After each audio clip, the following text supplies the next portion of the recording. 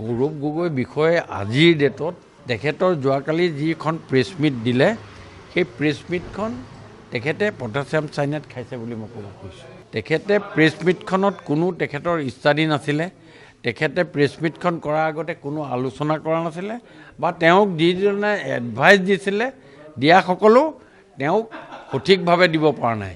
তাৰ কাৰণ এটাই যে যিখিনি কথা তেওঁ উত্তৰত দিব লাগিছিল সেই কথাখিনি আৰু মাননীয় মুখ্যমন্ত্ৰী যিটো প্ৰেছ মিটত এইটো ধৰা পৰিছে যে তেওঁ যিখিনি কথা কৈছে সেই কথাখিনিত কোনো সত্যতা নাই, কিন্তু মুখ্যমন্ত্ৰীয়ে যিটো চাৰ্জ আনিছে সেই চাৰ্জটোত তেওঁ চুঙা চাই সোপা দিব পৰা নাই।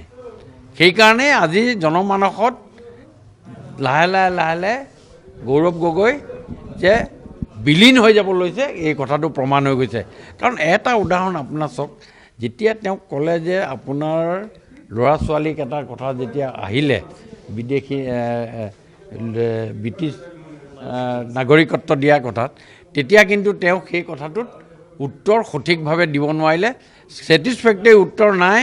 আপোনালোক সাংবাদিকসকলেও এই গোটেই কথাটো জানিছে যে এজন ব্যক্তিয়ে যেতিয়া উত্তৰ দিয়ে সেই উত্তৰখিনি কেনেকুৱা হয় আৰু সন্তোষজনক হয় নহয় আপোনালোকে নিজে উপলব্ধি কৰিব পাৰিব।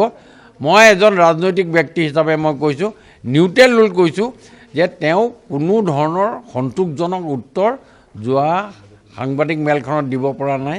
আৰু এটাতকৈ ডাঙৰ কথা, সাংবাদিক মেল এখন যেতিয়া আয়োজন কৰে, যিজন ব্যক্তিয়ে আয়োজন কৰে সেই ব্যক্তিজনৰ গোটেই কথাখিনি এড্ৰেছিঙৰ পৰা লৈ গোটেই কথাখিনি 90% তেওঁৰ কথা হ'ব লাগে। কিন্তু যোৱাকালি যিখন গৌৰৱ গগৈ এড্ৰেছিং আছিলে তাত গৌৰৱ গগৈ ভাষণ 30% আছিলে, বাকী গোটেইখিনি কথাই আমাৰ বেলেগৰ আছিলে।